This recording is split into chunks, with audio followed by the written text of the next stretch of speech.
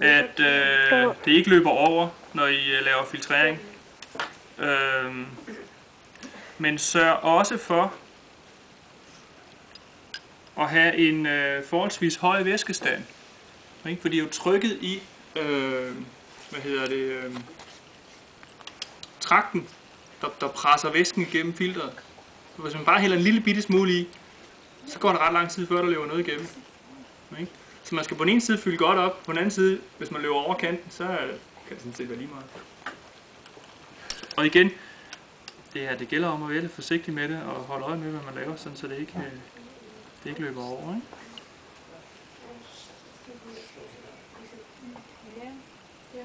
Sådan.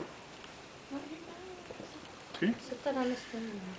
Nu vil jeg jo gerne have det hele med, så nu tager jeg noget demineraliseret vand og skyller min koniske kolbe her på indersiden. En god måde at få skyllet indersiden, det er simpelthen ved at lade vandet løbe ned langs med indersiden sådan her. Hvis man bare sprøjter løs, så er det ikke sikkert, at man får det hele med. Så den er ikke for tynd. Jo, men fordi jeg bagefter fylder op til præcis 250 ml, så ved jeg jo præcis, hvor meget den er fortyndet. Og så gør det ikke så meget. Okay? Det skal med ned i samme vej, ikke?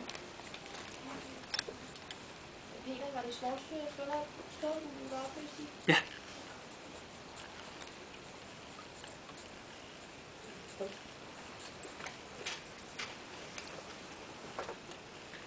Så noget med at hælde, det er også lidt med noget teknik, fordi hvis man har sådan noget fast stof, som skal over i et filter, jamen, en god måde at få tømt sin kolbe på med relativt lidt skyllevand, det er at få det hurtigt derover. Hvis det går for hurtigt, så spilder man. Okay. Så det er også, der skal man lige... Men det var her nu den skyllede kolbe, den stiller vi lige til side sådan her. Sådan. Så skal det her lige stå og løbe igennem. Det sidste væske i sådan en filtrering har altid... Altså det tager noget længere tid at løbe igennem. Der er ikke så meget tryk på. Der sidder urenheder i filteret og spærrer. Så det tager lidt længere tid. Så mens det lige står og hygger sig, så kan vi lige se, hvad vi ellers har. Vi har en magnetomrør. Og i dag er der tændt for elen, så vi satser på, at det virker. Så skal jeg titrere ned i en 250 ml målekolbe. Og målekolbe, sagde jeg målekolbe. Konisk kolbe selvfølgelig. Sådan der. Og den skal lige justeres, sådan så det passer med... Hvad var det, du puttede ned i? Det var en magnet. Sådan. Og sådan. Og så er der sådan en... der er en plus- og minus-knap, og så... Når man trykker på plus, så går det hurtigere, og hvis man trykker på minus, så går det langsomt. Det er magnet. Det er bare magnet, ja. Okay. Sådan der. Nu er vi ved at være der med filtreringen. Jeg tager lige og skyller, på samme måde som jeg skyllede den koniske kolbe før, så tager jeg lige og skyller filteret. Jeg skal ikke bare tage det, der ligger på filteret og putte det. Det, der kan komme igennem, det skal igennem. Okay. Så nu tager jeg lige skyller her engang med noget helt almindeligt. Sådan der. Og så kan de lige få lov til at stå der og løbe færdigt. Det næste jeg skal, det er så... Jeg tror lige, vi skruer ned lidt for tempoet her. Sådan. Det næste jeg skal, det er, så skal tage 25 ml med min pipette her. Fordelen med pipetten er, så kan jeg tage præcis 25,0 ml. Og der sidder sådan, det hedder en peløvsbold, det der sidder heroppe. Der er 2 ventiler, når man trykker luften ud, så kan man trykke på pil op, og skal sådan klemme lidt, godt være lidt håndfast, og så klemme. Så suger den luften op, og hvis man trykker på pil ned, så går væsken ned igen. Ikke? Sådan der. Yes, jeg tror vi er ved at være der med den her titrering her. Sådan, det ryger lige herover. Yes. Nu skal den så fortyndes til 250 ml.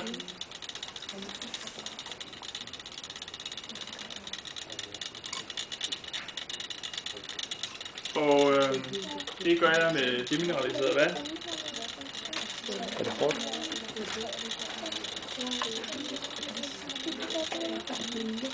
Ja.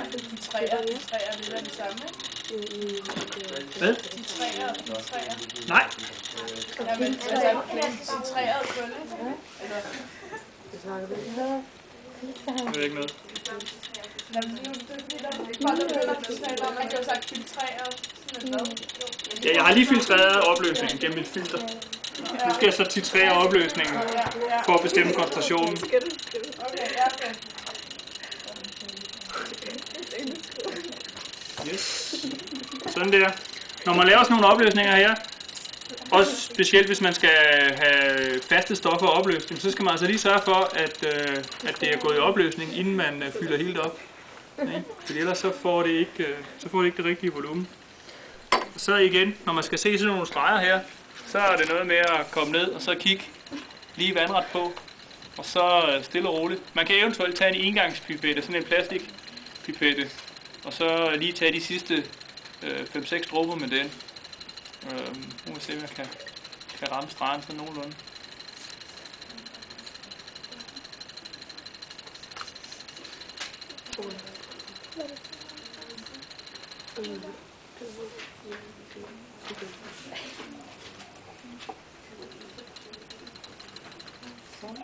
Det må være det. Sådan. Så er der en anden ting, man skal huske. Sådan nogle væsker der, de tager altså lige lidt tid om at blande sig rundt. Så man sætter en prop i, og så skal man lige holde godt fast, og så skal man lige blande det rundt. Man kan måske se, at det rent faktisk blandes rundt. Det skal være helt sådan der. Op til 250 op til, ja. Mærke her, det markerer, at nu fylder det samlet 250 ml. Ikke? Sådan.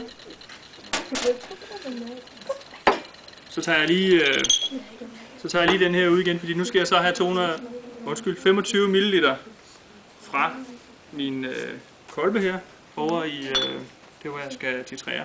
Jeg har trykket luften ud, og nu suger jeg så op her. Stille og roligt. Sørg for at holde øje med, hvad det er, man gør. Hvis man kommer til at suge væske op i bolden her, så går den i stykker. Så det skal man helst prøve at undgå. Og når det først kommer op på det smalle stykke her, så går det altså overraskende hurtigt. Så man skal lige være lidt forsigtig. Hvis væskestanden her, den står og siver lige så stille, eller den ikke på en eller anden måde kan være konstant, jamen så er det fordi den er utæt. Så må man altså simpelthen lige gå ind til sin lærer og sige, her er der en utæt bold, jeg skal have en anden. Det skal være sådan så at den er tæt nok til, at væskestanden den kan være konstant, selvom jeg nu hiver den op af kolben. Ikke? Ellers så ved jeg ikke, hvor meget jeg har. Er I med på det? Sådan der. Og igen, jeg kigger lidt, det passer faktisk rigtig fint. Det hedder en peløvsbold. Sådan der. Og så holder jeg godt fast her, og så trykker jeg på pilen ned her. Jeg kan også pille den af, hvis det er. Hvis jeg kun skal lave en enkelt her, ikke? Så kan...